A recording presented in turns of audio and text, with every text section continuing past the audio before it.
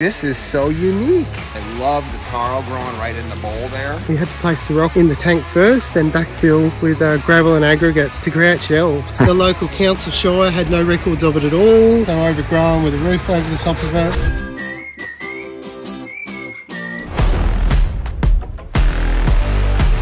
Here. Oh, so this is the one that you converted into a water tank into a pond? Yes. Okay. Yes. When they bought the house, they didn't even know this water tank was here. This whole area was so overgrown. Oh, It had a tin roof over the top of it, like a metal tin roof over the top of it, and the plants had fully overgrown. It was only when they started to clear the garden. Oh my gosh, they found it. And we're down here with Tony Green from Think Green Landscapes outside of Perth in Darlington, right? Yes. Oh, look at how gorgeous this is. What a neat property. Checking out beautiful aquascape ecosystem ponds, including ones built out of an old tank.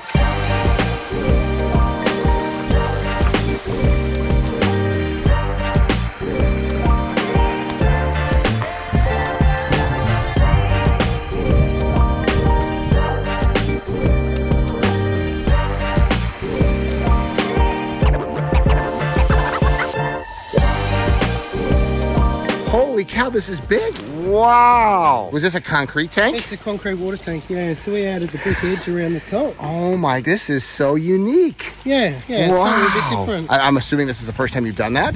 This was our first one like this, yes. Yeah, wow. I love the little decorative art elements, little palette. And then here's the wetland that comes through. Yeah, so the wetland comes down the stream under the tank. Oh yeah, right up there. What a magnificent. And you were saying they didn't even know it was here, and now it's probably their favorite part of their yard. It is absolutely the favourite part of their yard now. Didn't even know it was here. It was also overgrown with a roof over the top of it. So what would this originally have been used for, like drinking water? Oh, look, we think so, but we're not really sure. We even had suspicions that maybe it was. It used to be a concrete pool once because there's a few patch sections in it that we found when we were building. Okay. But it's really a bit hard to tell what it was. They obviously didn't know what it was. They didn't even know it was here. The local council shire had no records of it at all. So it is a bit of a mystery. Uh-huh. And there's fish in here too. Lots of fish, huh? Yeah, so they had fish in here. When we came here, they already had these fish in. What kind of native fish are those? Silver perch, so they're an edible freshwater fish. Silver perch, okay. They didn't like the taste of them, so they ended up staying as pets. They ate a couple. And they're like, let's just swim with them. That is amazing. Okay, I'm going to go swimming in this one. Is that okay? You think they'll be okay with that? Absolutely. Okay. So these are the same silver perch that we've seen over in Brisbane. Yeah, after they found the tank, they put a deck over the top of this. So there was a great big deck with all these little windows in it. And I think that's why the fish are so dark, because they've been in the shadows for so long.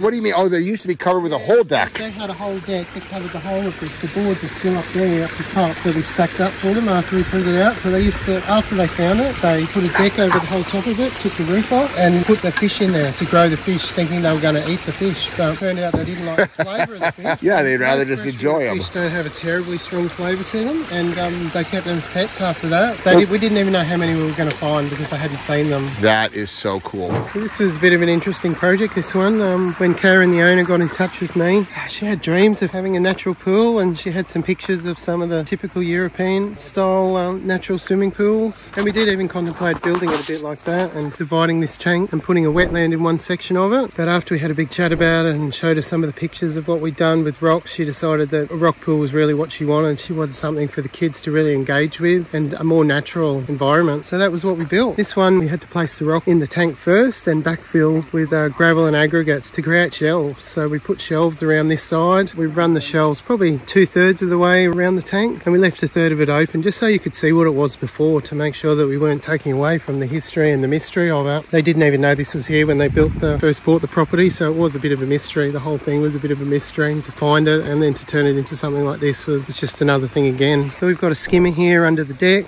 We draw the water in there, and then we pump up this wetland filter up the top here. The water flows up through all the layers of aggregates and gravel, graded aggregate, and runs back down into the pond through this beautiful stream. I do like their edible plants here. Karen, the owner, has got a really thriving veggie garden and grows a lot of fruit trees. You can see all the, I think they're quinces in the tree right here in front of us. So yeah, so they grow and use the taros that we've got growing here in the wetland, and from time to time they put things like mint and water basil and that kind of thing in there too. to eat those as well. One of the things I love most about this pond though is the silver perch. The silver perch are amazing. They were already well grown. When we started building, we had to pull them out of the tank and store them in an IBC tank, an aerated IBC tank, and hold them for the whole project. And it was great to let them back in there again and see them enjoying and thriving in their new environment.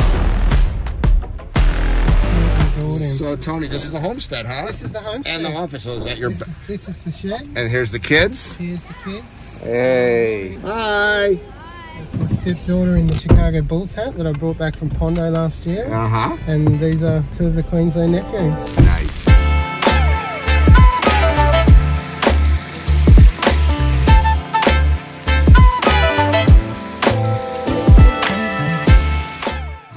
So everything they need right here, just in a separate pull barn from the house. And then I hear water over here. So I'm guessing that there's some sort of water. So what do we got over here, Tony? We got our Pondless Waterfalls display down here. Oh, so for everybody that drives by. Yeah. Everybody that drives by, yeah, they all get to enjoy it. We just added coloured lights to it recently. Mom, do you like this stuff? Yes, I do. It's beautiful. I love the changing of the lights. Has Son built you one at home back in Brisbane? No. Oh. Here we go.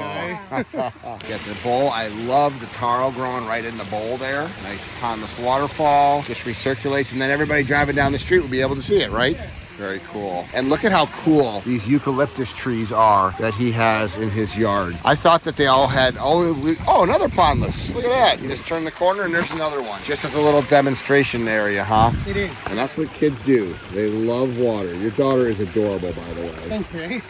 Yeah, so this is cool. I thought the eucalyptus trees had more bark, and you said it gets bark, but just not this time of year, huh? Yeah, so this is how it peels off, like this kind of thing. Oh, I see it. Okay. It peels off in great big sheets at the right time of the year, like sheets 2 meters long and half a meter wide. That is cool, though. Yeah, so just a little display. People can come over here and they can scan and find out about your business, right? That's exactly what they can do. Nice.